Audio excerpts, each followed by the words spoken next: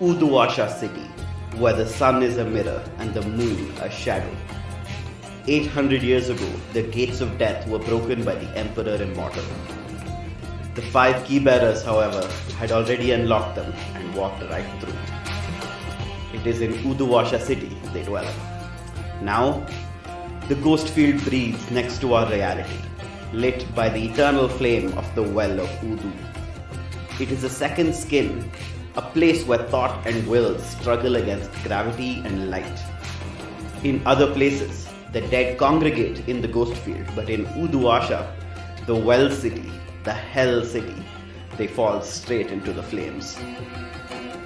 See its glittering districts: Kshitijpur, where the rich plot to buy the horizon; Bunda West, where the refugees of 2 different nations flock; and Pasarhandu, the vertical maze of market and murder. And here is Udepat, where the ceaseless temple resides.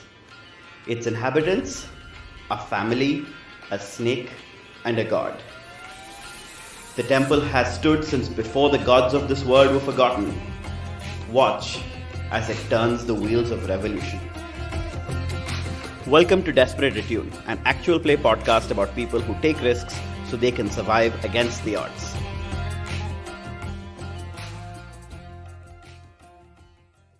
Last time on Desperate Attune, the crew put their plan to steal tools for Hardil into motion. They were to steal a carriage from the Udiput Development and Restoration Commission, drive in as legitimate buyers, take the tools, and leave behind a check signed by Hardil as payment.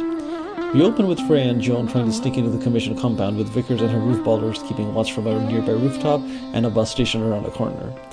There was an immediate problem. At that very moment, Imperial Inspector Constance Constable was trying to gain entry to the compound to investigate their connection to the temple and, in turn, to Freya. Luckily, Lieutenant Constable didn't recognize Freya behind her magnificent fake mustache, but the scene at the gates made it near impossible for Freya to get in.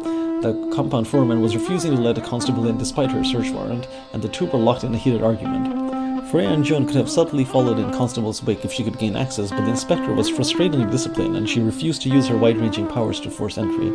So, Abbas, the Iruvian nationalist, urged an imperial officer to take a much more authoritarian approach against Iruvian labor. It worked only too well, and the lieutenant threatened to place everyone in the compound under arrest, effectively placing it under lockdown. Thinking quickly, Vickers threw down a roof ball to distract the officer. Constable knew that the temple and Freya were connected to a roof ball team, and she was tempted to pursue the new lead.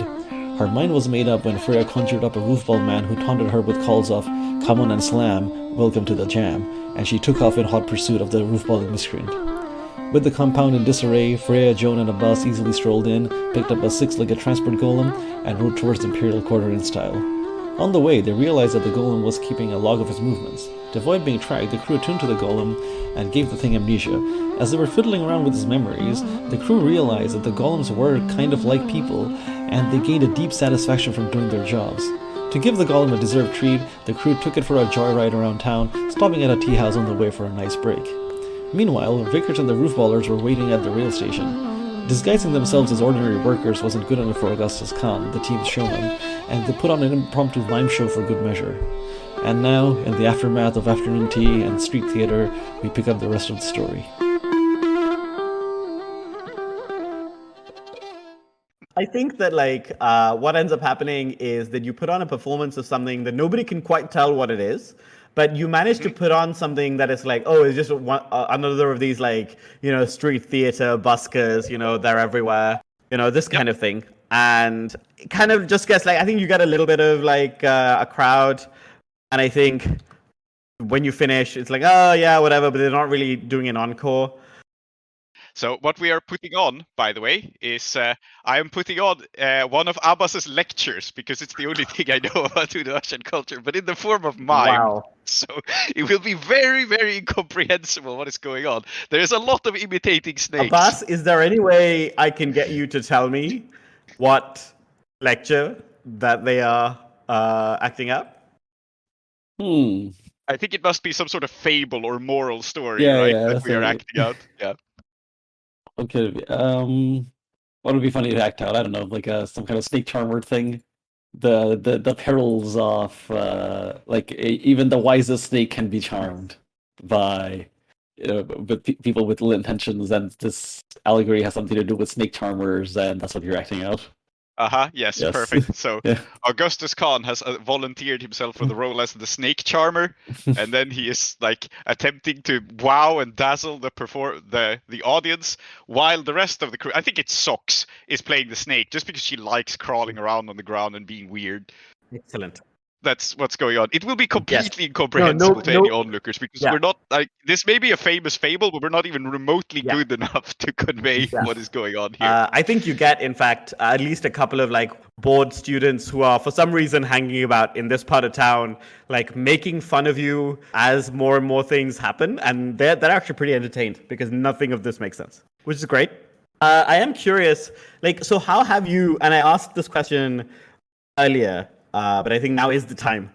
When you get into the railway station, because at some point now I think you are going to, how did you arrange to make sure that you weren't going to get stopped? There's a railway worker there who will lead us inside, and they have a bit of a green glint in their eyes because in a flashback I hypnotized. Excellent. Very good. What was and in fact, this is actually good in that, like, we can just say that, like, you can pay the stress cost, which is the flashback cost, right? And then we don't have to worry too much about, but it is push yourself. So it would be nice if you got the push yourself bonus, right? Yes. I think it should be a roll. Okay, so the way that I'm imagining this is that it's not how well it goes, but like how much independence this person retains, or are they just like so specifically following the orders you've given them that like if something goes wrong, they will not know how to deal with it. I want to point out too that we're here to officially buy stuff, so it's not like we need to overly sneak, but hypnotizing this person is still helpful. Mm-hmm. It's just, once we're inside, we can just move around because we're representing a legitimate that's company. what you claim anyway. Yeah. Yes. And I mean, it's a score. There's nothing wrong with obstacles and having to do things. Absolutely not. No, I agree. To not lose track of what we're doing, right? We're not breaking in to steal things at this moment. Yeah, for sure. So do you reckon you're rolling sway, Joan? Good. I was reckoning I would roll proud because I would have had to have access to this. Yes, very good. Ambush with close violence, and in this case, the violence is words. Excellent. Yeah, absolutely roll prowl. And I think controlled standard. I mean, this is like your home territory. I think like you are in a very good position. Yeah, so I think controlled standard. All right, then I'll roll it. Oh my god, a 3, a 1, and a 3. Well, I think that you first run in to 2 people making out, which is fine, but it does mean that you can't like ambush one of them. And then you run into an old friend who like recognizes you, and then you have to make your excuses. And then by then, it's been like a couple of hours. With a controlled consequence, you can retry from a risky position, or you can retry with a different approach. Yes, I think I want to retry, probably from a risky position. Sure. And I think then in that case, the risky consequence here is that, the person you find may not be the ideal person to do this for whatever reason. And like, we'll see how that goes. I think it should just be the 2 people making out.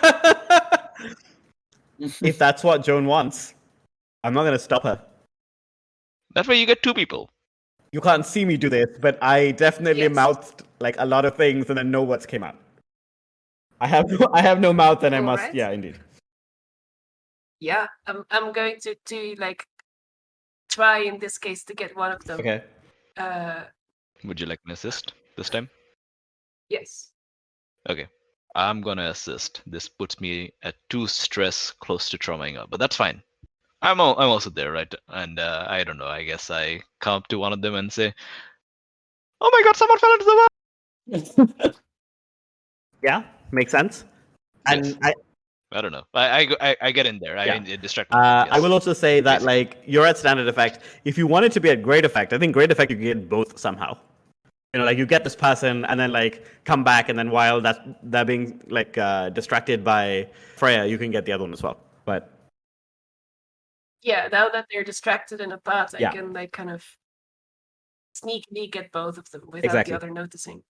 Yeah, you know or what? at least- Instead of going in and yelling something about a will, I will do the thing that will stop any makeout from continuing, which is I will go there and be a mime. that That will does I conclude have most started a makeouts. terrible trend. I don't even. Yeah. Okay. Sure. Yes.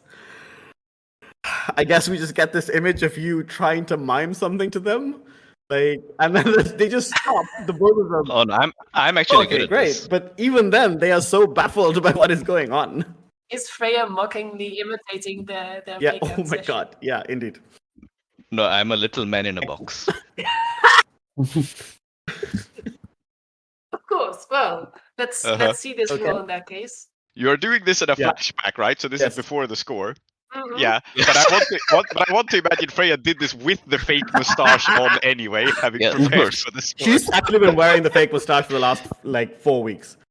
Oh, this is much better roll. Yes. A 4, a 1, a 4, and a 6. Okay. Much And better. it was the assist die, really it was. So I guess it was the miming that like I think the miming was so like completely baffling, but also like strangely entrancing. One of them like genuinely stops and looks at the other and says, "Wait a second," and then like walks towards you, Freya, and like that's your moment. And I think Joan, you can take that moment to kind of like give her the instruction, and then you can give the other one a different instruction when they turn around. It's like one of those really cool Dishonored moments, right? Where it's like you do two things, but then nobody ever saw you. It's a bit less cool than a Dishonored moment because over the shoulder we can see Well, someone miming. You are not wrong. Great. Okay. So I guess we see the two of them. I guess we see one of them. The one who was entranced by you. They were like very like much more willing to do like some of the legwork and stuff. So like they let you in and they kind of like look at you and say, you know, like we've kind of made sure that like nobody's gonna bother you. And then looks around and says, "Hey, is that mime around? You think like she'd do another show?" No, she died. Oh my god, she died? Yeah, Oh my god. it's going around the miming community. Sorry, give me 1 second. I got it.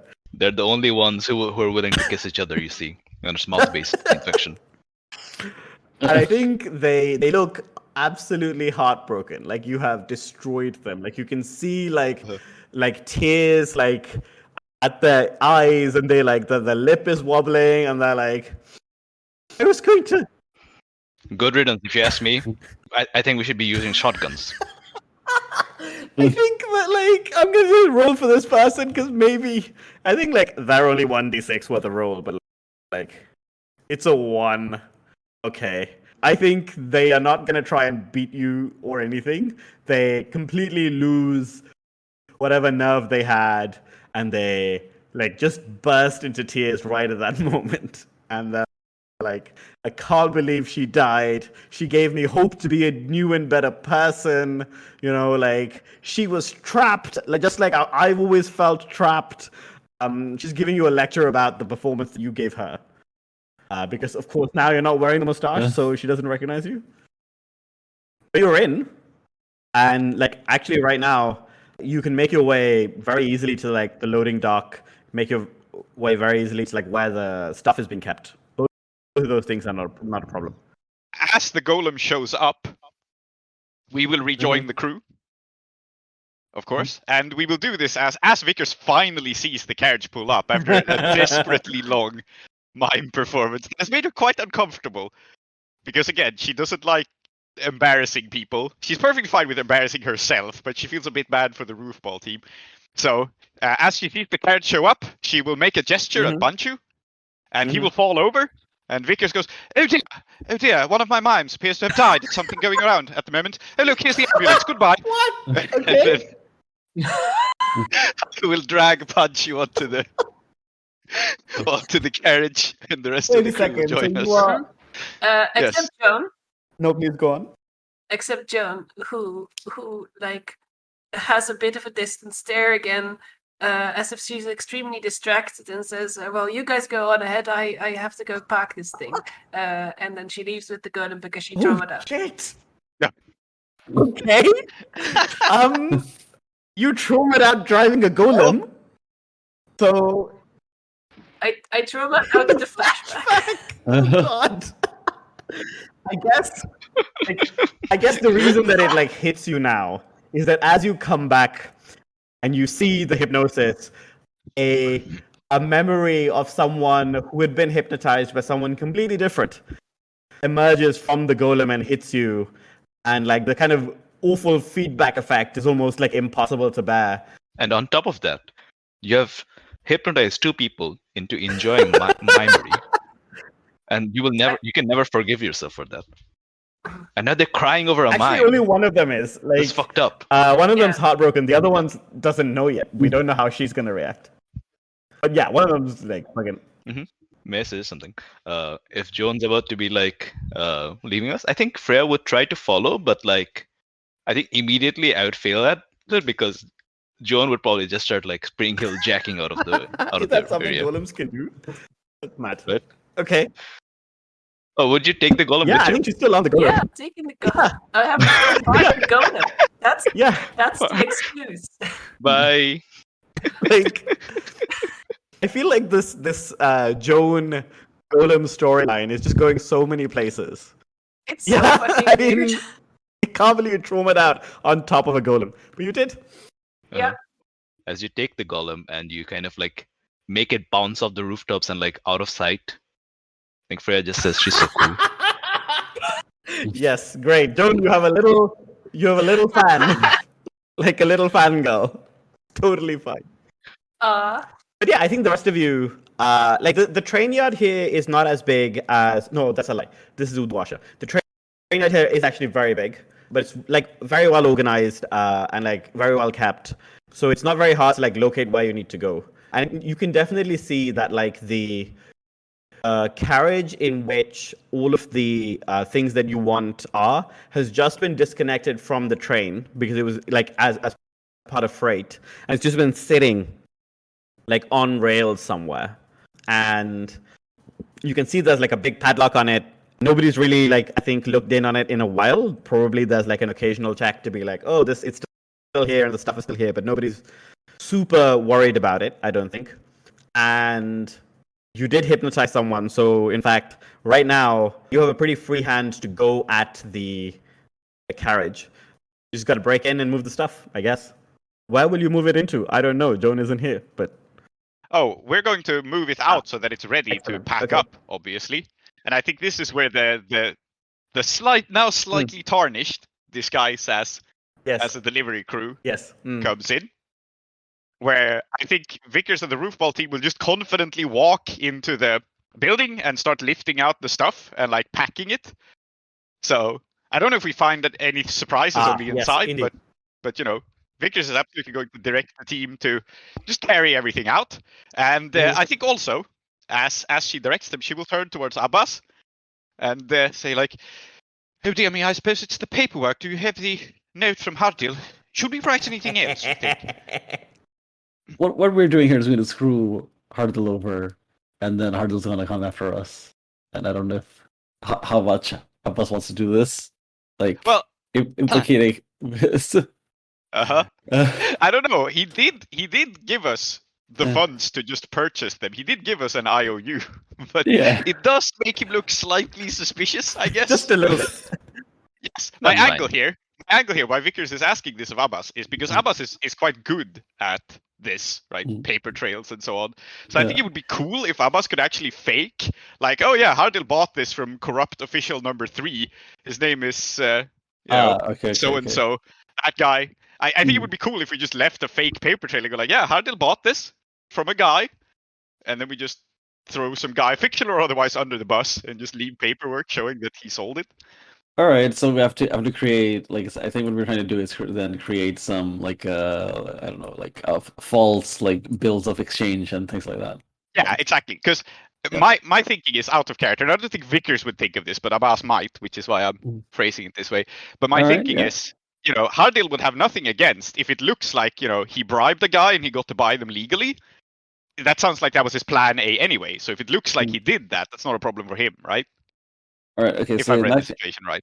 I think the first thing to do then would be to maybe look through, try and find like some documents so that I can so that I know like what kind of forgery I'm doing, like what their format is. Yeah. So, let's say I'm doing that. I guess that would be a study roll. Yeah, sounds about right. Double checking. Does this plan make sense? yeah. Tree? Yeah, I think so. Like we're like we want to make it look like we are using Hardil's money, but we don't want it to look like we are stealing something on Hardil's behalf. We want it to look like we are still legitimate buyers, but the fault is not with us; it's with someone in the Imperial organization. Yeah. In the organization. Yeah. So yeah, I'm gonna study their documents to see how they keep track of their things, and then we'll forge a paper trail. Okay. I feel like this is like happening kind of in flashback, right? Like, I don't imagine this is happening right now. So yeah. No, let's flash back to a time where I studied all of this. In that case, I think that let's call it a one stress flashback, just to like kind of get access to all of the documents that you need, because I feel like some of this stuff isn't readily available, but you can get it. It's not a problem.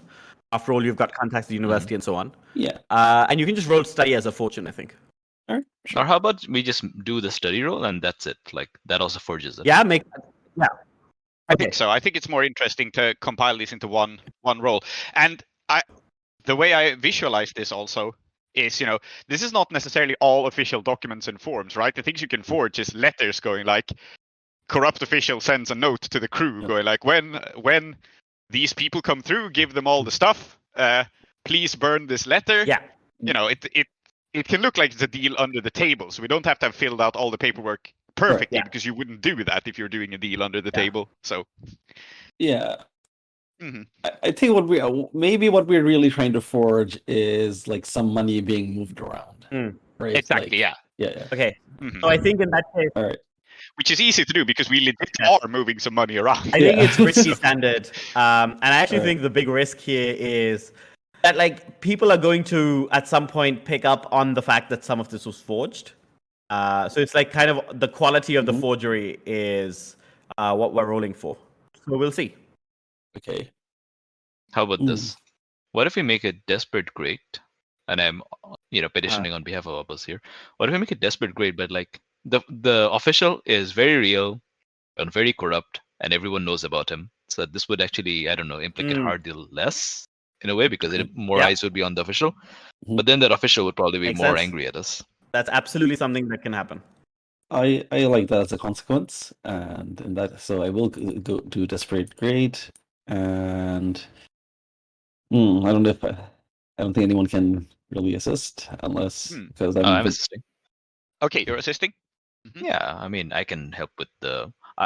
We spend a lot of time in the library together. Oh yeah, of course, Freya, of course, my protege. Your library monkey. And Ooh, 6, a 1, and nice. 4. Nice. Yeah, I didn't need your help. Dangerous thing to say after you get the help. It's a full success. Tell me about this official. In fact, first, let me give them a name. His last name is Murgatroyd. Murgatroyd, Rashid Murgatroyd. When he married his husband, they both changed their names, and they both decided Murgatroyd is what they would go by. Yes. Yes, indeed. A trustworthy name. So when you say that, so it's not any of their last names. They just chose a completely different name because they were like, you know what, like our marriage is going to be something new and beautiful, and we should pick something new and beautiful. And then they picked Murgatroyd. So whatever the names were before, they went. I wonder if this is a world building side note, and we're going off track quite severely here. But I wonder if it's a thing in Uduasha that people just like take the surnames that are like just forgotten gods. I mean, we're the Chakraborty after a deity, so maybe there is some sort of weird forgotten god named Murgatroyd. Oh my god! Sure. Yeah, I mean, probably there is some little business, right, in like figuring out like the appropriate forgotten god that you can like name yourself after for luck. Exactly. Yeah. But I mean, these gods are not. Uduasha is not a city where these gods are in any sense illegal. So I imagine it can be a thing that you get married and go like, yes, we shall have Murgatroyd bless our marriage and take his name. Murgatroyd is usually represented as 6 crocodiles chewing a bag of gold. It's a god of wealth through perseverance, let's say. But you could persevere at like theft also. Yes. That's also allowed. Mhm. You know what? Wait, Uh-huh. we're making a mistake. The elephant Uh-huh. should be Murgatroyd. The elephant should be I think that Murgatroyd. it's possible that okay, let's do it like this. I think the more the elephant reaches into the present, the more real it gets in the present. So maybe it will take its name from whatever it is that happens that causes the fourth like take on that clock to fill. And it might even fill today. Yeah. We can leave it blank. I do, however, find it very funny to have a corrupt official whose name is after an elephant who lies. It's funny on two levels because it's deceptive, but it is also obviously deceptive, which I mean is like, since his whole thing is everyone knows he's corrupt, everyone knows he's lying. It literally means his name is the elephant in the room, which is very funny to me. But I like the idea of this god of wealth through perseverance only because like I like having come up with it randomly. And I also just like Snagglepuss saying, "Heavens to Murgatroyd! Exit stage left." So yeah, I just like the. Yes. I want to keep that a bit separate, but I think I'm sure there's like names like Murgatroyd out there. Yes. I think I was the person who suggested a demon elephant, You were. and like my immediate reason for demon elephants was as a Dwarf Fortress reference. Very good. Yes. But I like the idea of leaving the elephant's name unclear until the clock finishes. Maybe it is. But maybe it is Murgatroyd. Maybe its name will become Murgatroyd, and then it will have always been Murgatroyd. Who knows? Yes. Such be the way with time-traveling elephants, I guess. Such be the way with time-traveling elephants whose entire existence may be a lie. So, who knows? Does it even exist? Question mark? I don't know. Doesn't exist until the clock fills. Yeah. You don't notice if you don't No, hear the elephant in the room, did it really exist? Cool. So, I think the forgery seems to have worked perfectly, but of course, even with a perfect forgery, Mr. Rashid Murgatroyd is still going to be annoyed. Oh lord, that rhymed. Annoyed Murgatroyd. That's the name of a band. I think that what happens is that when you finish forging all of the paperwork and so on, you also realize that like Murgatroyd is perfectly placed because I think he's got a connection to the Begum's like committee, whatever, which isn't hard to do. She's committed, like she's like everywhere. But it does mean that like some of the Begum's thing about embezzlement and so on will also tie into this, and it'll just make it very believable. And I'm wondering, as you're moving this stuff out, so this stuff there's a couple of different things. The first is there's a couple of like workstations, right? The way that I imagine them is that like they're like specially made desks, and right now all of the things that go on the desks are disassembled, but they're meant to be like used in a way where it's like all of the devices and contraptions all have their place on these desks, and you kind of like, once you set them up, they're perfect to be used at that time. I think there's probably some very expensive sets of like chemist devices, right? Like I don't think they have Bunsen burners necessarily, but lots of like very well made glass things, this kind of thing. Probably some stuff that is specially designed to also work with wax, because Munna's plan here is to undercut his competition using like waxwork in some way. And I think that like Abbas, you definitely noticed that there is like one or two things here that are of very classic Uduasha design, but made in Duskwall. And if Miraz was here, he would also notice this. But unfortunately, Miraz is not here.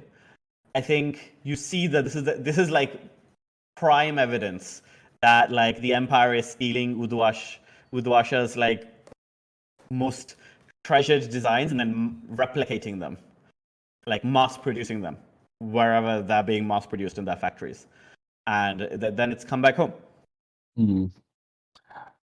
Yeah, so Abbas did not have this. Like we prior to this, we did think that, or I mean, Abbas, I guess, because Hardil said that, oh, this is about supporting Akarossi, like glass blowers, right? That's what he said. But I think, but we suspected correct. that there was something up.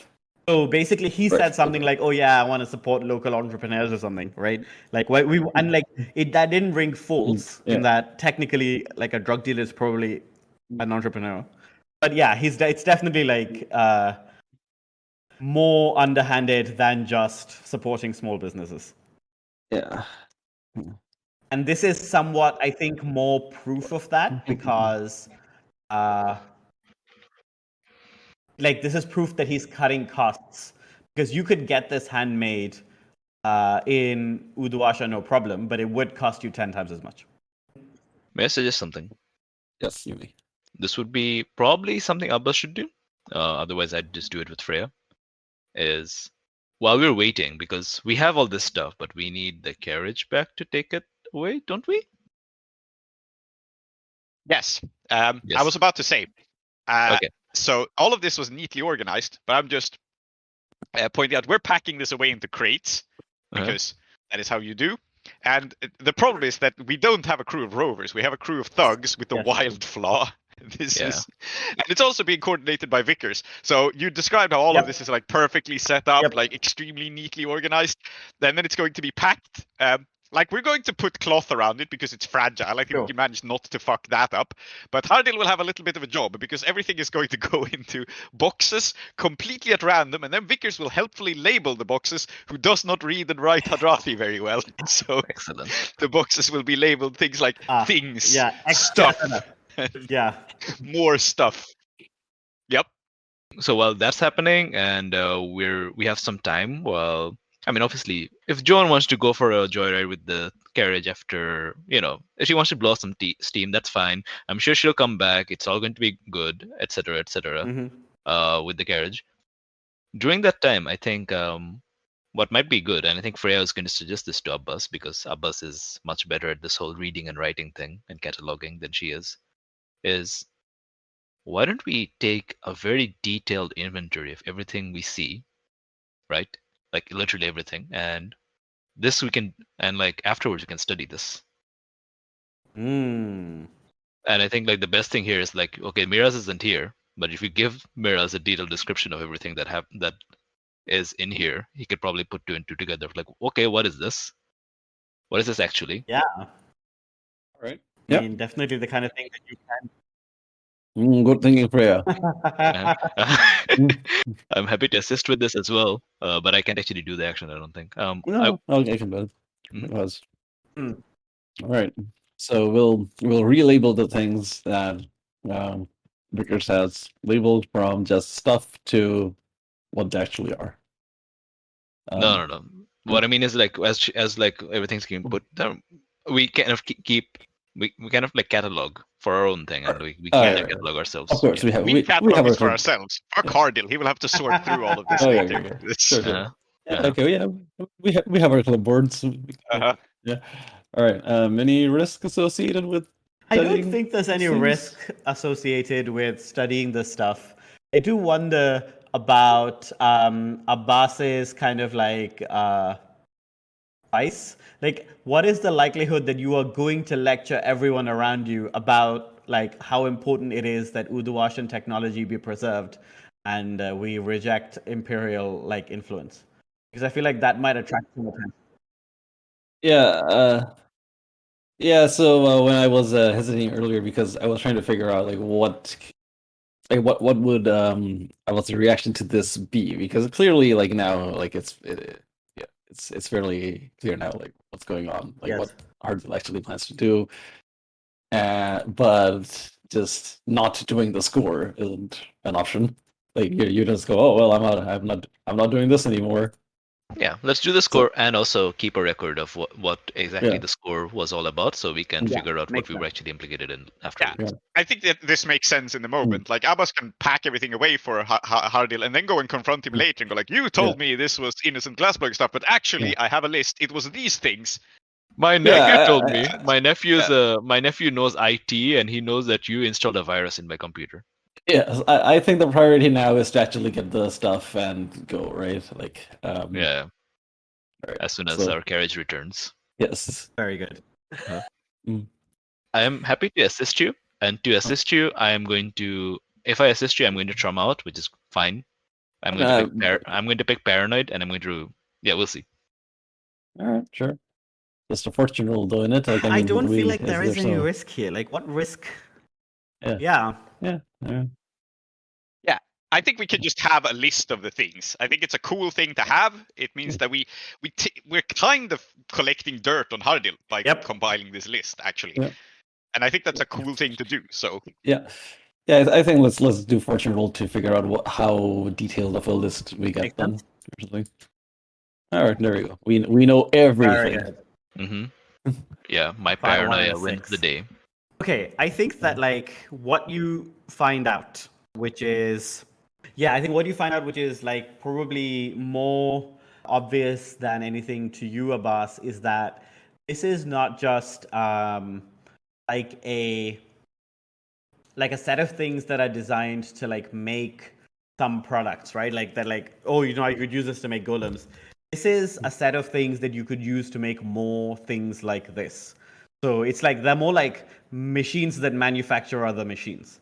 And I think you realize that what you have is a way, like the Uduashan technology that you saw that was being mass produced wasn't, some of it wasn't designed to be used. They were samples, right? It's like, okay, like now that you have this, you want to replicate this. And it's like basically you bring the Imperial, the way that they like reproduce and make things back into Uduasha, and then like you hire people in Uduasha to do that, so you can undercut the Empire and you make the difference. But this is definitely like basically going to make a shit ton of money for Munna. It's not really going to help anyone else. Wait. We will. Yeah, this but is also, what we like, will know. Sorry, the reason that I said as much as I did was I felt like with the 6, like Abbas deserved to like be able to figure something out now, because otherwise it feels like if I don't give you any details, then like I'm like that success doesn't have. I think it's fair for you, the player, to just be like, yeah, Abbas will figure this out later. He doesn't figure it out in the moment, to not like slow us down. Yeah. Yeah. So, Abbas will consult with his nephew. His nephew will inform him that Hardil tried to install a virus on his computer, and then he will be angry about it later. Mm-hmm. Hey, computer, what is all this? Yes. Yeah. Also, Freya's going to go away now. Oh man, yeah, I guess she's thrown it out. Okay, goodbye, Freya. And she's going to run away because, No, I have a funnier way for you to be removed from the score. Sorry, yours may be good, but I think the way I picture you trawling out is like you are trying to compile what's in the boxes, while my fucking deranged people are packing the boxes without paying very close attention. So I think you accidentally get packed. Oh my god! You like look into a box and then someone puts a lid on it. Wow, that's why I'm paranoid. Mm-hmm. I mean, it's up to you, but I feel like that's a mistake my clowns would make because they're not very good at this. I mean, that's definitely funnier, but no, that's not what I want. I want to leave. Mm-hmm. Okay, fair. We can revisit that later as to like what's going on with that. But at one point, like Freya's just going to vanish. Yeah, just like completely gone. Okay. And then Vickers will think that you got accidentally packed into one of the boxes and worry about it. It'll be fine. I mean, there's probably some food and water in there. Someone Yes. probably dropped their sandwich in there. Something of these things must be edible, right? I don't know if I missed anything, but is there a reason why Freya's just leaving, or I trauma out. No, I know, but like, why just leave, like, without? I mean, she wouldn't say it, like she'd just vanish. But like the out of character reason, which I was going to say afterwards, is that she's paranoid. There's already an inspector probably after her. There's a lot. This stuff seems scary. I don't know. She'd probably be like, okay, I think I'm going to bounce, and that's probably going to be better for everyone else. Yes, I time my head out. I time my head out. You're all safer without me. Bye. Okay, all right, okay. Very good. Yep. And as soon as Joan returns with the carriage, we shall put all the Excellent. boxes in the carriage. I think that's a pretty easy thing to do once you've packed everything. Yeah.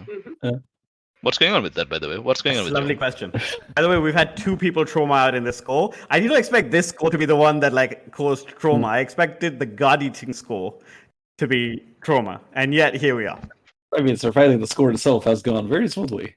Like, not much has happened, like, in terms of complications. Everything went according to plan. Yeah, I mean, it really did actually. You had a pretty good score. You got rid of the inspector, got into the train station, moved the stuff pretty easily. Well, it's not over yet. No, it's not over yet. You're not wrong. Yeah, so I think that like, where is Joan? So Joan is on the roof, in the golem, and basically just continuing the joyride, honestly, because once we came to that place and we saw that person who she had set up to be in love with a mime, and now they're dead, or maybe, well, not really, but you just see all the pain and the grief. And why not just be a golem and drive around? Isn't that much better? This Yeah, seems that's less what's- like a joyride and more like a melancholic introspection about the meaning of life, right? Now, I don't want to get hung up on terminology. Yeah, I mean, wow. Yeah.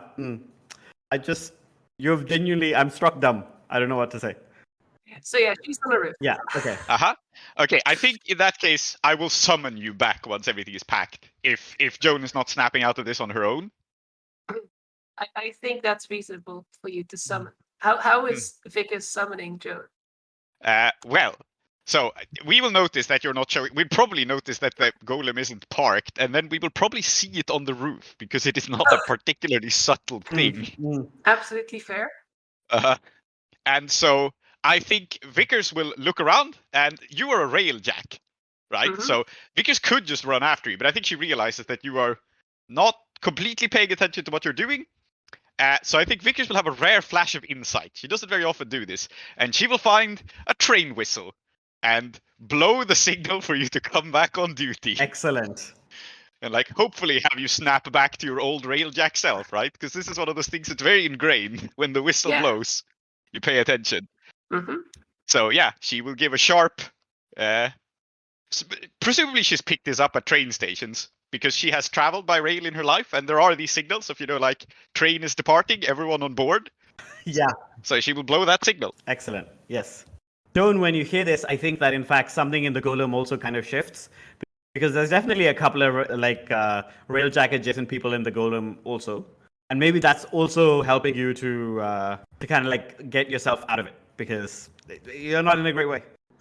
I think we see just like both her and the golem freeze mid-step and then kind of not so much climb but droop off the roof and return.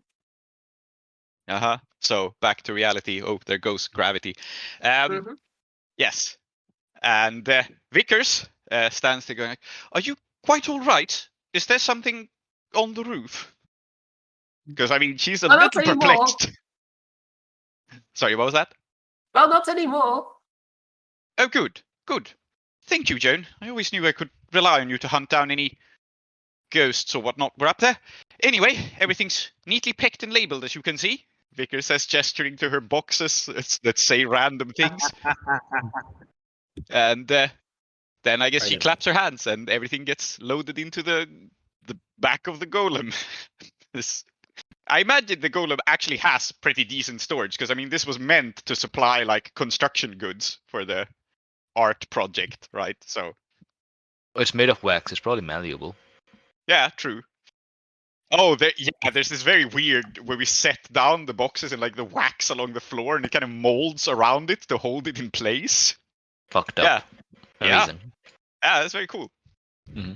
So we encase the boxes in a thin layer of wax that flows eerily against gravity upward around the boxes and encase them.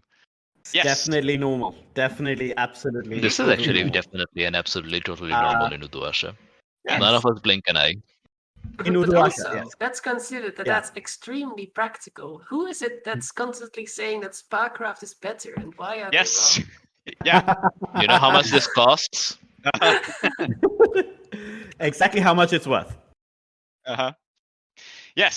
So anyway, Vickers will, I mean, she's not familiar with Uduash and Waxwork, so she will react with some surprise to everything being encased, but she's like, oh well, I will trust Joan's expertise. Apparently she is a skilled wax ant driver. That's a thing.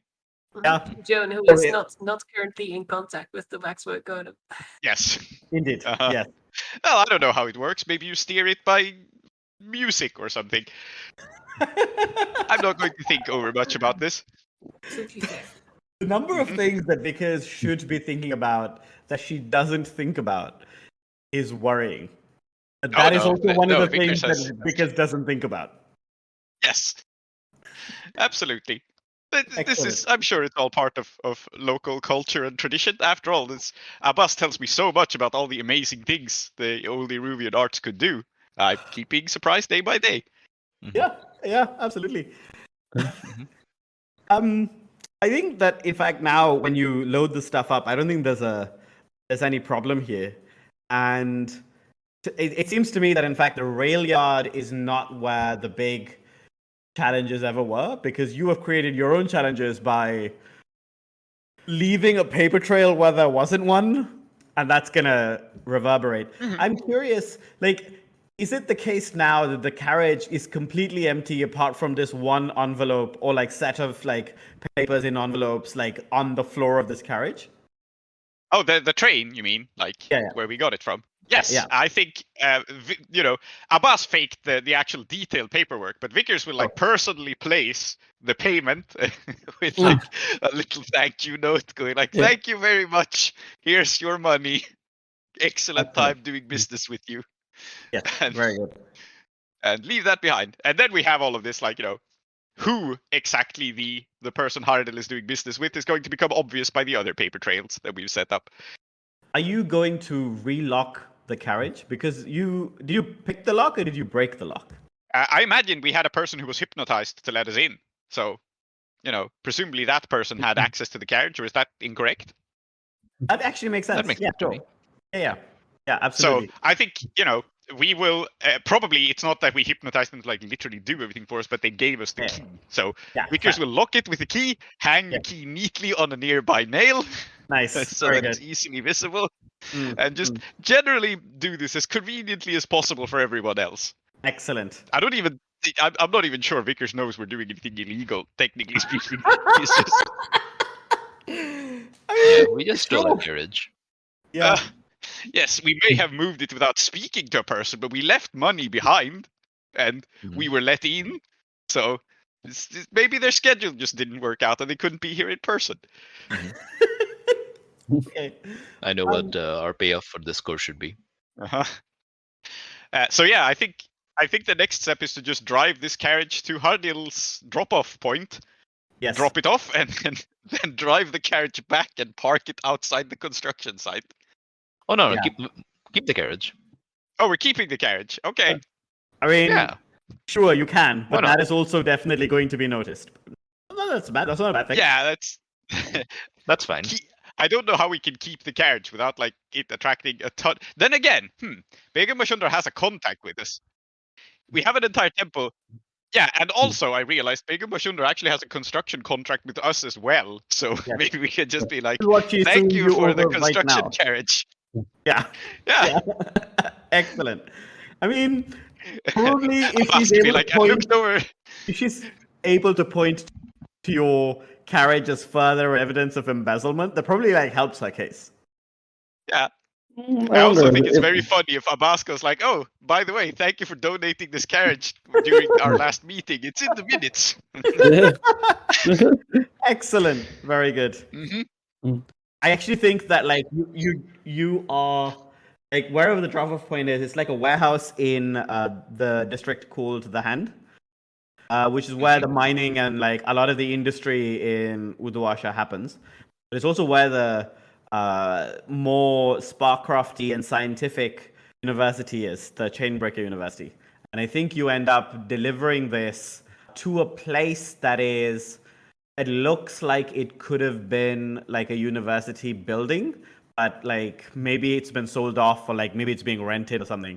But like that's not your problem. You can turn up, like someone very like official looking kind of comes out, looks you, says, "Oh, you're the," and then like looks at the sky and says, "You're the dust delivery, very good." And then like just like very efficiently takes everything out of your carriage, says, "Thank you very much," and says, I'm informed everything's been taken care of, so I don't need to pay you or anything. So good day." And then just like turns around, walks back into the building. Yep. Excellent. Okay, then I guess we drive this thing home and keep it there. Yes, I guess indeed. that's fine. Yeah, that's the end of the score. And I feel like we end this score with Constable coming back to that construction site that you stole the carriage from to see that like maybe I want to say maybe 60 to 70% of people were standing in line. But she can definitely tell that like the crowd here was not as big as the crowd was when she left, right? And you can just see her take out like a little notebook that she keeps and like write down on her to-do list, on which there are things like, organize the entire library of like the bureaucracy. She just writes down, track down miscreants who have escaped from construction site 7. And then she just closes the notebook and then gets along with arresting all these people. And I think that's the end of the score. Fantastic. Excellent. Shall we do payoff and do we have time for downtime, or are we doing payoff and then XP? I think we have time for downtime. Yeah, we could do some downtime. Yeah. Sounds Okay. Mostly asking you, Tree, since you were in the night. good. Yeah. In the night. So basically, it is a bit late for me, but it's not too late. So we'll do payoff. Okay. Let's do payoff first then. I proposed that it be the carriage itself. We get like part of the family, the smuggler ability that essentially turns your vehicle into a cohort, which I think is perfectly appropriate for a vehicle that's alive. Yes. Yeah. Yeah. That makes I sense. don't mind. to me. I think it's cool. Yeah. And it will generate tons of trouble for you, which is great. Okay, so I have taken the liberty of statting it up because it's a cohort. It has the edges nimble and sturdy. Nimble because we've seen it climb onto roofs. Its flaws are distinctive and finicky. Distinctive, it +1 heat on a score if we use it. And I think finicky because the vehicle has Only quirks that Joan. only one person understands. Yes. Joan. Yeah. -1 quality when Joan isn't driving it. Yeah. I think that makes perfect sense. Very good. Yes. Should we name this carriage? Oh, yes. Yes, We of course, absolutely should. Oh, man. Joan. Yes, Joan, please Please. name this carriage for us. We already have someone in our cohort entourage called Socks. So obviously this one is called Gloves because it walks on hands. Yes, absolutely. Very good. Yeah. And we're gonna make it little gloves. Oh, that's cute. Something glove box. Yeah, something glove box. Awful. Yeah. Should we call it the glove box? Because it's a walking box that has gloves. Yes, the glove box. That's Okay. wonderful. Yeah, absolutely. Brief aside, the word for the boot of a car in India is the dicky, Yes. and I just had the image of this glove box actually being a dicky filled with random shit. But that's just like not really relevant. It's just like struck me. Okay, so let's do payoff. 2 rep per score by default. The target here was both the Begum and the train station, but I feel like the main challenge was the Begum. I feel like actually the train station went quite well, but at the same time, the train station is like definitely the higher tier target. So I think like the Begum is 1 tier more than you, and the train station is like tier 4. It's 3 I tiers think more it than should you. be the Begum, because like the Yeah. train station wasn't really an obstacle; it was just a venue. Yeah. I feel like basically by the time you got to the train station, you'd already kind of like done like the big work of the score, and also I didn't like the train station did not feel to me like somewhere that was like there were more kind of interesting obstacles to see. I feel like we saw kind of enough. So Yeah, fair. I think then it's like 2 + 1, totally 3 rep. I mean, another way of thinking about it is also like the Begum herself or even her people weren't a problem at all. Like I don't think we actually even had any rolls against them. No, we didn't. No, but you It had. was the inspector. It was the inspector. Yeah. So if you want to make the inspector but I think that like in fact you didn't really ever roll against the inspector exactly either. You kind of rolled to get the inspector on your side. But that's a lie. You did try to trick her with the illusion. But I do think the target was the Begum because that's what. Yeah. Let's leave it there. Yeah. So that's tier 3. Sorry, tier 2, so 3 rep. I don't think you earn any cash. I think the payoff here is the glove box. Yeah, that's fine. You would have earned cash also if you hadn't left the IOU and you just, claimed it for yourself, but you didn't do that. Yeah, we did this very honestly. I feel like Hardil must be very pleased. Yes, I'm sure he is. Don't have to pay off your boss because you're doing a job for him, so like that's fine. Uh-huh. And let's do heat. Actually, weirdly, it seems to me it's somewhat. No, I think it's between contained and loud, only because the inspector is such a big presence. I think contained is fine though, because we could have like attacked the inspector. We could have done this a lot louder. Yes, the inspector is a big deal, but all we really did was have the inspector turn up, be like, "Wait, someone's playing roof ball," and leave. Yes. So like, I think that counts as contained. Yeah. +1 heat for her being a high-profile target. Yeah. Being involved at least, even if she wasn't the target herself. And it'll be +1 heat for hostile turf because it was literally her turf, and +1 heat for war because you're at war with her. Okay, so it's baseline heat +3. Yes. What was the baseline? It was 2 + 3. 2, right? Yeah. Ooh. Are You know what that means? Are you at wanted 3? We have a wanted level again. Yes. Okay, good. Okay, I should really Fantastic. think about what this means for you because like wanted 3 seems like a very big deal. Yes, we are very wanted for having barely committed any actual crimes. Yeah, I mean, like, yeah. That's your heat, and I will just roll your entanglement so that we know what's coming. With 0 heat, I should add. Oh, well, that's good. It is, however, a crit. Great. So Wow. I mean, like, A crit on okay. 0 heat. 1 second. Page 150. 0 heat. Gang trouble or the usual suspects. Oh, no, sorry. Sorry. I'm reading this table wrong. It's 6, which is cooperation. +3 status faction asks you for a favor. If you don't have a +3 faction status, you avoid entanglements right now. But you do have a +3 status faction, don't you? Do we? Yeah. yes, Oh, we do. the Scotland Scotland refugees. refugees. Fair enough. Yeah. So I think that like I can ask you for some help. Uh-huh. I have a way to tie that into my downtime action. I'll just Excellent. say that up front. Yeah. Okay. I think my downtime action is going to be to play roof ball with Mariam again to try to repair my relationship with her a bit. Oh wow. Okay. Yeah. Sure. And like Marion kind of is very scared of you guys now because she did witness Joan eat a god. So how are you convincing her to come hang out with you? Yeah, she is one of the Skovlander refugees, so I feel like if it's a natural way for like this request for a favor to come to us, That's right? true. Because Yeah. she is now that Freya is no longer the leader of the refugees. Basically, Marion is the next best thing they have. So Yeah, that's true. Look, it's like this. Marin doesn't have to like Vickers or anything like that, right? You know, she can be like afraid of Vickers or dislike Vickers. It's just roof ball, you know? Yeah. You gotta Yeah, play that's the exactly roof ball. yeah, I'm going to have an away match. Like my team is all pent up and annoyed because they had to pack stuff. They had to like do Yeah, that's work. not fun. Yeah. So I'm rewarding them with a match against Marion. So yeah, we don't have to pay much attention to the match. I will just roll Indulge Vice. That's my Sure. downtime action. Yeah. I am playing sports, and then you can get back to it if you want to think about it. But I think this is a natural way for like the whole asking a favor to come up because I will be going. Like it's an away match, so I will be going to their territory to play the Yeah, match. So it absolutely. might not even be Marion that approaches me. It might be someone else. Yeah. I think that like I will think about it because I don't have any great ideas right now, but this probably will be your next score, in fact. Because Yep. it seems to me like very naturally they're gonna ask you a favor and it's gonna be like somewhat urgent because otherwise like they wouldn't just come up to you and be like Yeah, I just um, wanted to throw this out so you have like a natural way to work it in. Yeah, and in fact, like I'm open to ideas as well. I think like we could see loads of things to do with the refugees and other stuff. So we'll see how that goes. Yep. Yeah, and that's my one downtime action, so I'm done.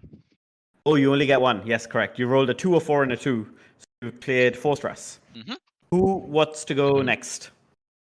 I would. Right. So none of you have seen Freya since she vanished, Yes. and what she's been doing with her time is obsessively trying to figure out who we were working for. Who is Mr. Samhorse? Yes, very good. And what are you doing now in order to figure that out? So I've seen all the stuff. I helped Abbas catalog all of it. Yes. Yeah. So I'm going to go to, let's see, who do I have? Who are my friends? Yeah. I'm going to, this is going to be funny. Listen, right now, I don't know who to trust, except, of course, the temple. Yes. But, like, I know that, I've been hearing, like, more rumors and so on. And, like, I think people keep mentioning my name on the streets and so on. Or at least, like, I keep thinking people are mentioning my name. Anyway, I should not be there. But I don't know really who to trust. Not even, like, the lady. Maybe. Wow. I'll have to think. I'll have to think about it. There's only one person in this entire city who I know has no dog in any fights and is absolutely loyal to me. I'm going to have Bodan haunt the place that we dropped the stuff off and see where Hardil goes with it. Okay. Oh, amazing. You can do this, but I feel like this is like there's risk involved here because you're asking a ghost to do something for you. Sure. Yeah, I think it's risky standard. So let's say this is not necessarily a downtime action because I feel like downtime actions should be kind of free and fortune rolls, but you can still work on this clock in this way. Okay. Then I do have a downtime action left. Yeah. But yeah. Yeah. So let's see. Is this an attune? I guess it's an attune. It's an attune. Could be a do I sway get or a bonus control. dice? For Bodan. Yeah, it's not. I don't get a. Yeah, okay. I don't get a bonus dice because it's not a downtime action. Yeah. Sway or a consort. I'm going to call it an attune. Like, I'm going to summon him. Oh. I'm also going to try to get him to, like, I think part of it is also like he's a ghost in Uduasha, which officially doesn't exist. Yes. I think he's now the So only one if left. he's- The rest of them did get destroyed in the grotto. So Yeah, like if he avoids like coming out and like, I don't know, draining anyone of electroplasmic energy or like and so on, and doesn't do the spiritual vampire shit that ghosts do, literally no one will know that he was doing this. Okay, so risky standard. Would I know more on a great effect? Would he be able to find out more? Would he be able to like embed himself even more and like learn a lot more? I actually think on great effect, maybe you would be able to figure out not just like you wouldn't just get a name, because I think in this case, who is Mr. Samhorse, you would identify that he's like a mob boss or whatever. But I think great effect, you would be able to figure out like parts of his history that maybe nobody else knows, because you're getting a ghost to track him, and ghosts don't exist in Uduasha. Yeah. Okay. Do I get a devil's bargain to this? Okay, I think that like, because I was also thinking about you wanted to bring Miraz back. So I think it's possible that if you go around digging around Munna, someone's going to notice at some point. So I think a very straightforward devil's bargain here, and it might seem very harsh, but it's kind of like you can bring Freya back at any time, but she will disappear in that she will be disappeared by one of Hardil's people because you've been poking around in the wrong places. But I do want to be able to give information to the crew before that happens. Yeah. If that's okay? Yeah. Assuming I find anything. Yeah. If I fail, then I just probably get disappeared or something. Yeah. Okay. Bonus dice. This is actually quite high stakes. This is very high stakes, actually. But like, it's an important... Crit. 1, 2, 6, Oh, 8. amazing. What a time to crit. Okay. Yeah. Man. So that's 5 ticks, and you had linked clocks, right? So you finish the first clock and then get a bunch of ticks to the second clock. Yeah, which is another 4 ticks.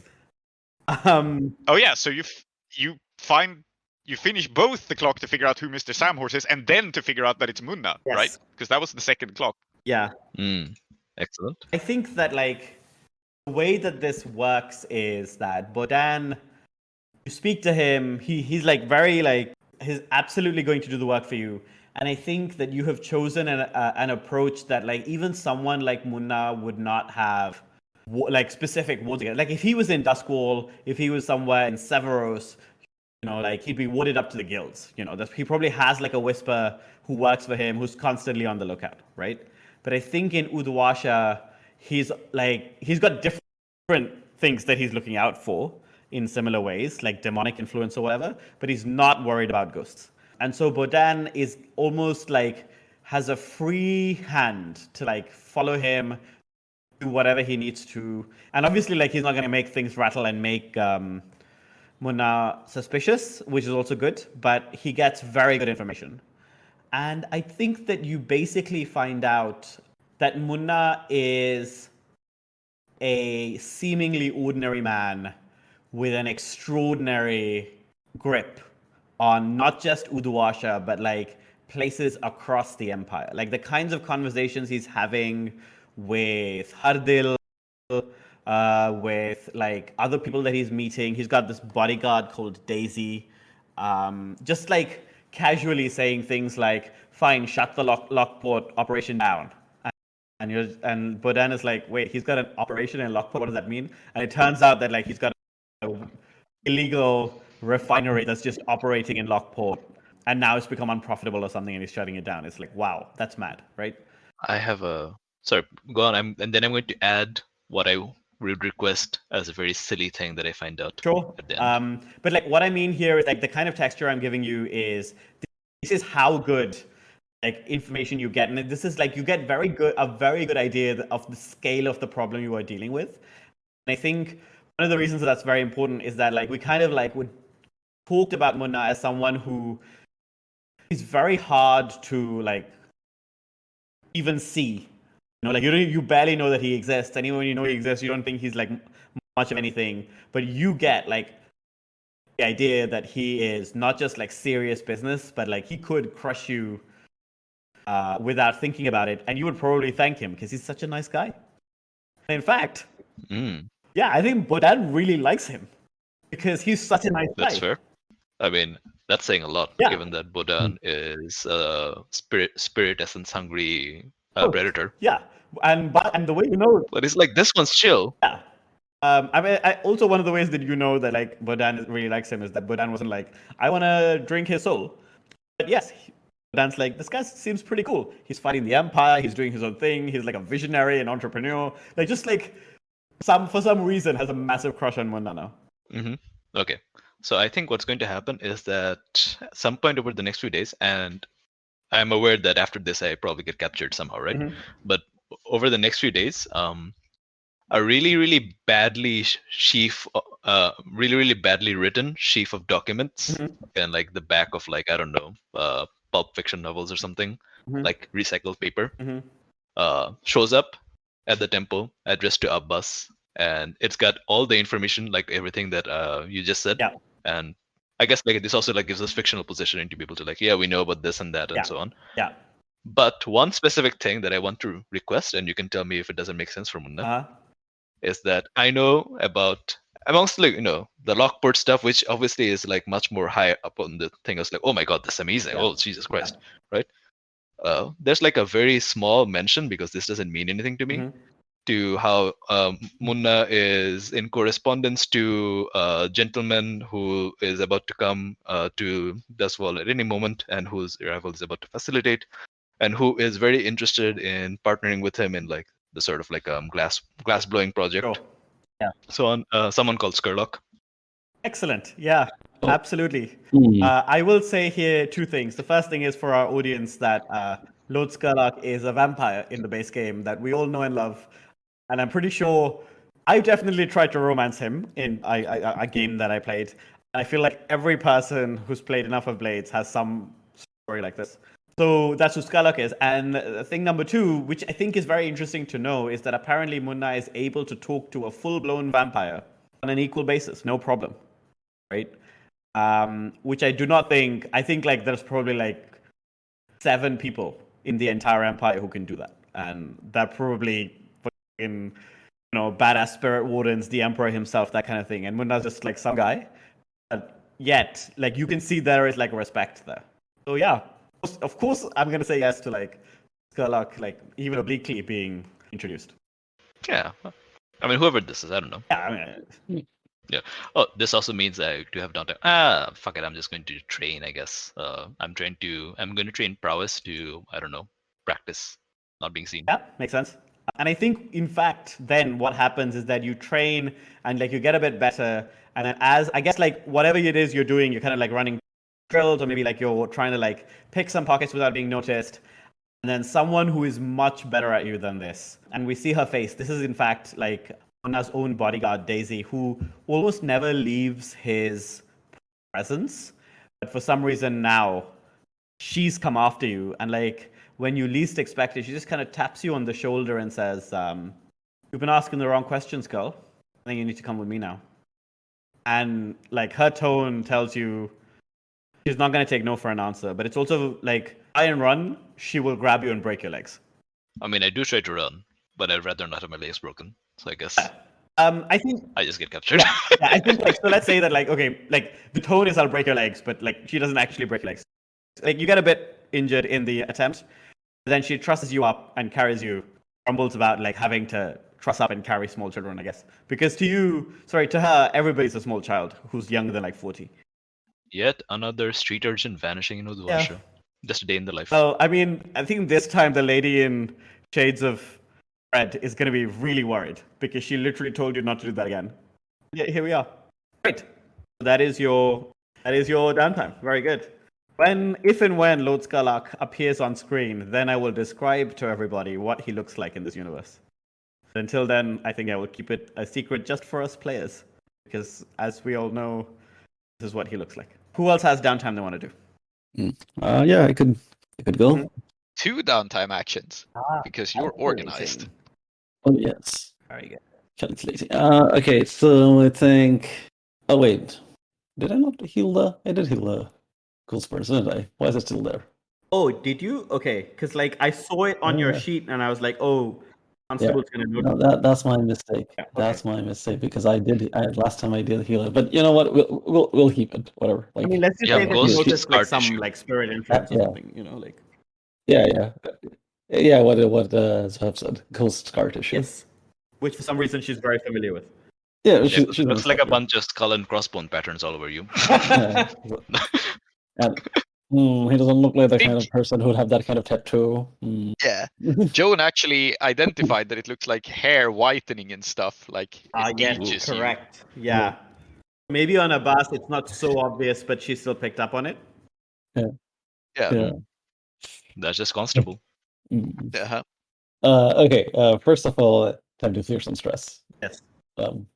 Which I think we could do by, I don't know, maybe we can also visit Miraz in the hospital. Is he coming to yet? Is he conscious? Yes, at I all? was thinking that it would be extremely fun if like Miraz wakes up from his Yeah. long-term injury just to be lectured to. Yeah, this is like Abbas is like, Miraz, let's just play it out. You know, he goes in, oh Miraz, you're awake. Oh man, have I got a story for you, right? Well, there's always a problem with this. Hey, if you listen to me more, right? Things like this wouldn't happen to you, eh? Don't forget who got you out of that cave, and you show more respect. Who are you? I'm sorry. Who am I? Where am I? What year is this? Kids these days. Very good. Yeah. By the way, is Miraz now like generally okay to be receiving visitors and stuff, or is it like? Oh yeah, it's been a few sessions. I think so. Yeah. So despite his very convincing amnesia act, Miraz is perfectly primed. He's ready to go. His mind is a finely tuned machine. He has like all sorts of plans that involve the grotto, and these are entirely his plans. He came up with them himself. No one, Yeah, absolutely. He just knows what to do. Like he's very internally motivated, self-motivated. Yes, absolutely.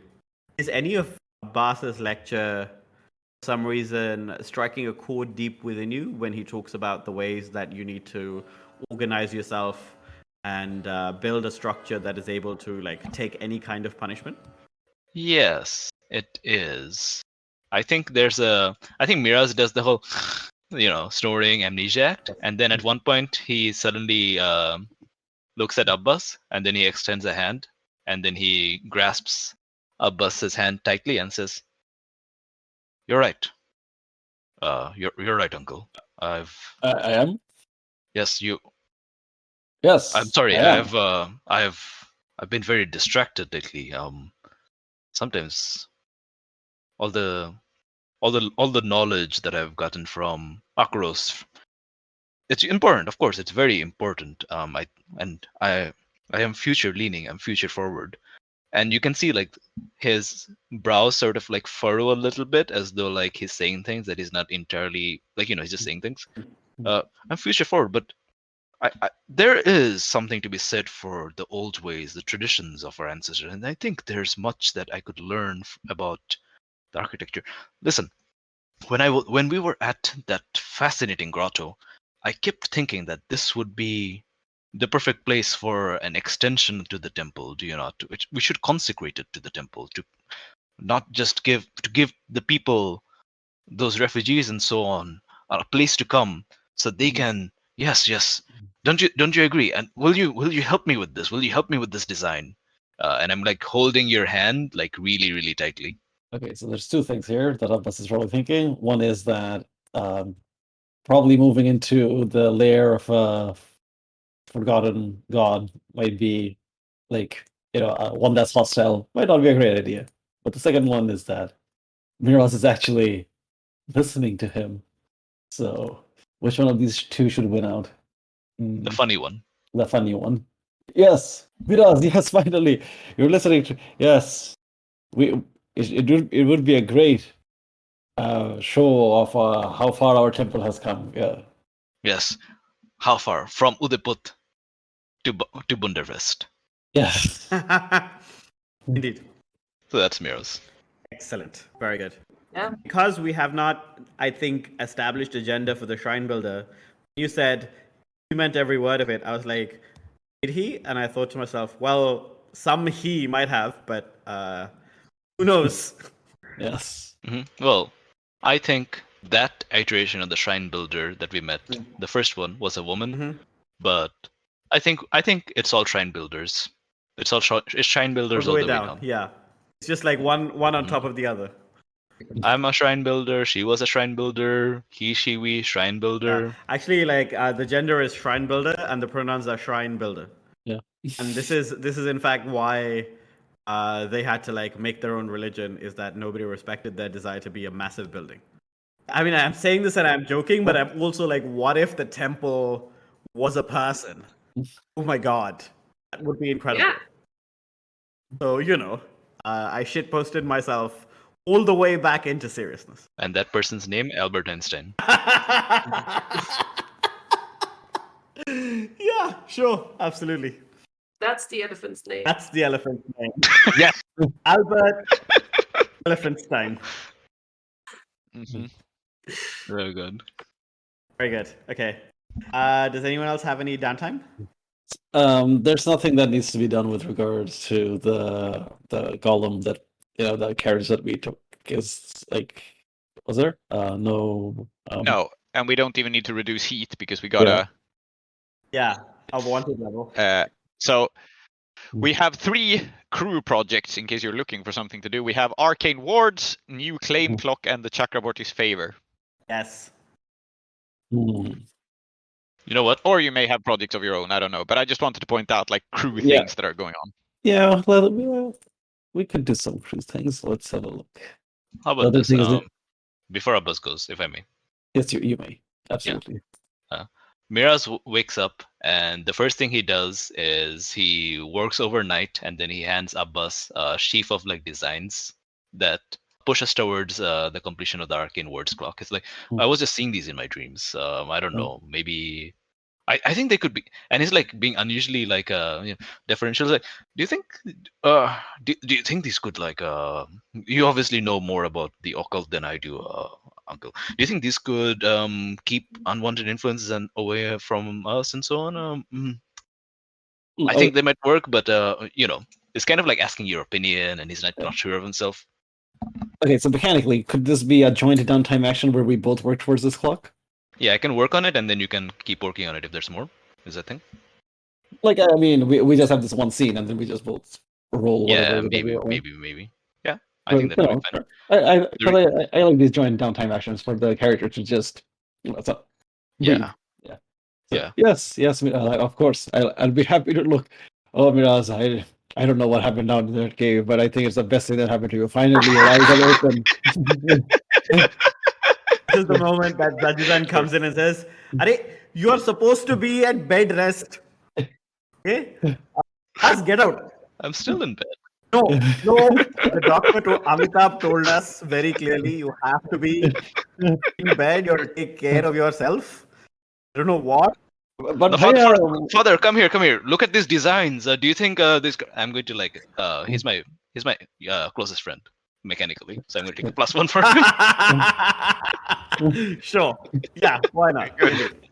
Oh, yeah. Okay. The reason I cut in here is that I started the clock and I figured like I didn't want to leave it to someone else to finish. Okay. But sorry, I didn't want to leave all of it to someone else to finish. I want to work on it a bit. Yes, of course. That's a 6-1-3-5. Three So that's ticks. 3 ticks. Yeah, but Bhaiya, look, these are very. I'm so proud of Miraz. These are very good designs. Like, but though, of course, I think maybe with a little bit of tweaking here and there, they could be even better. You know what is even better than tweaking? Sleep. All right. So am I just study? Okay, Yeah, there. I think your brother is just like yelling at you too much for you to get any work done. Like, what is wrong with you? Just like let the boy sleep. So the arcane wards are almost finished, but not quite. Part of why I think it's a problem is that Miraz's designs are probably brilliant, but they make no sense to anyone except him. Right now. That makes sense. It's like, look, isn't this amazing? And it's just a bunch of like absolute horseshit gibberish. No, I think what happens is that you have like successfully captured the sacred geometry from your dreams. So you understand sacred geometry. It's just that you can only express it in like mathematical formulas that Abbas and your father can't read. Very good. Yeah. Fair enough. Yeah. So it's like you have the sacred geometry, but you don't draw it. You write out like the formula for it, and it's really, really unintelligible. What is this? Jacobian of the Matrix? What? Who is Jacob? Some Akarosi. This one. Why don't you listen to our elders, like our Albaruni? I'm so sorry. I forgot. I forgot the Jacobian transformation. Yes.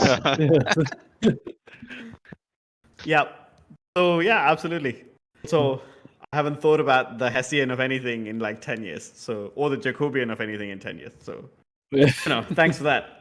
I mean, you're one tick away, but I've never been so glad not to know those words. you should be glad not to know those words because they are terrible words. I'm not gonna lie. Right. Joan still has downtime action, right? That is so. You don't need to really stress on account of you don't have any. Yeah, exactly. Trauma out. It's very good for stress relief. That's what they always say.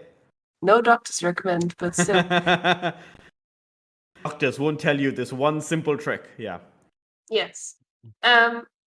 I've been thinking, would it be fair to say that with trauming out and getting the obsessed about golems trauma, that would fulfill this clock? Yes.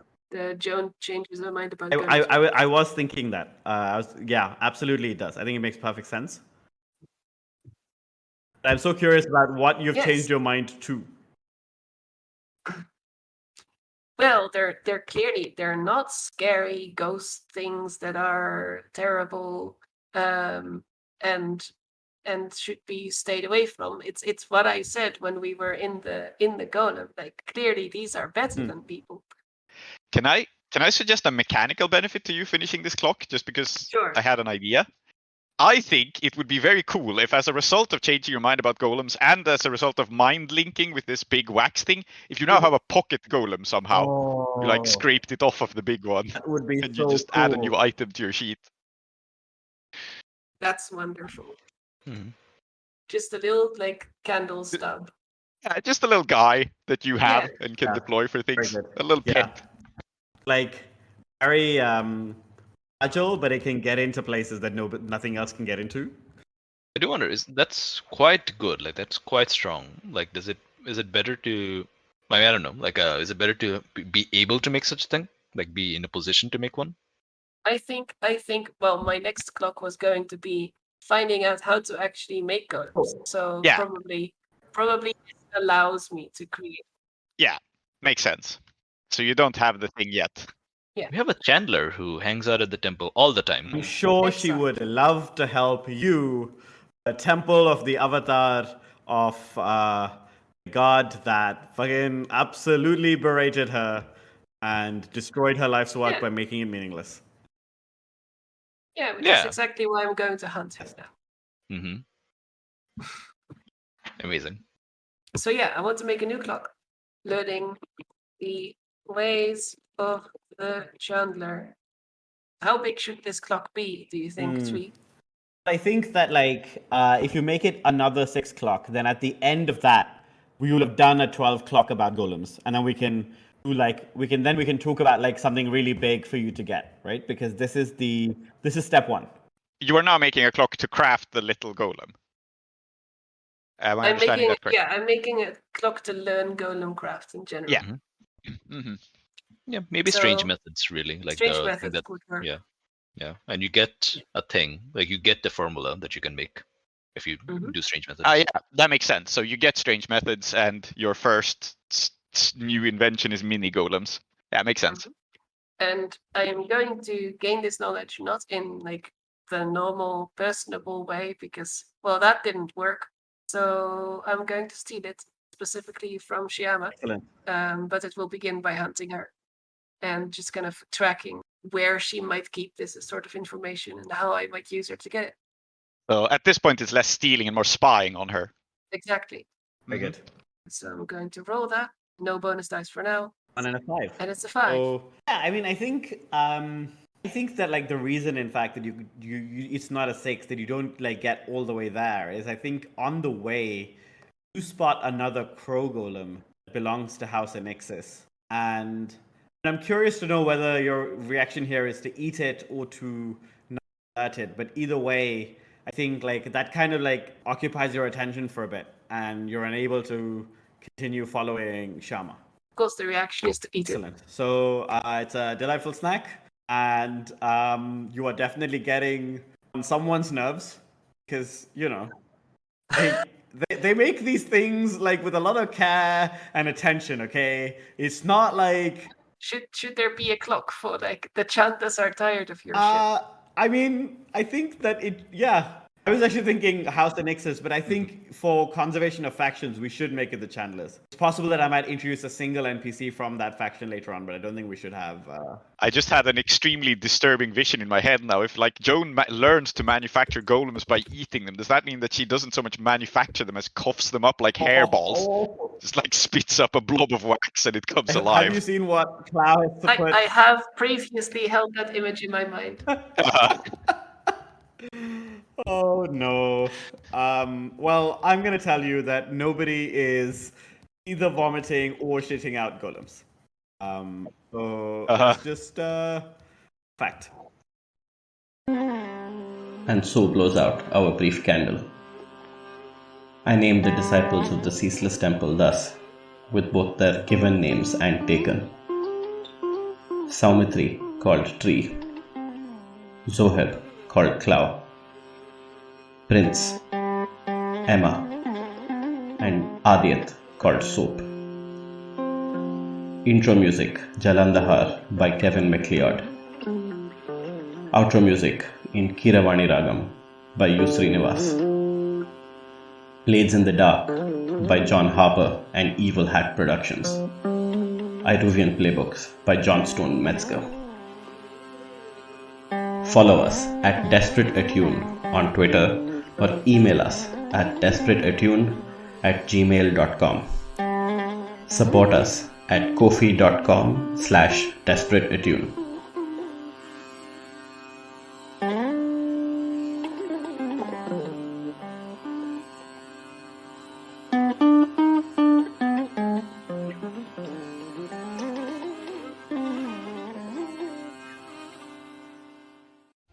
Next time on Desperate Attune.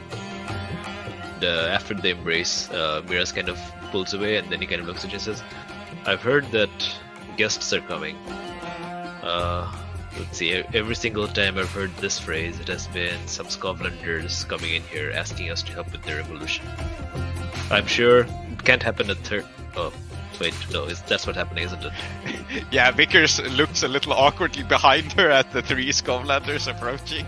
It's not Marion that's coming, right? Says Joan from like a corner. Oh, hello, Cousin Joan. I'm back from the hospital. Yes, wonderful. I was just on my way down. And she like kind of picks at her teeth and looks at something that she took out and flicks it away. Have you eaten anything else interesting recently? I think one of my last memories was you eating, yes. Probably better than your hospital food.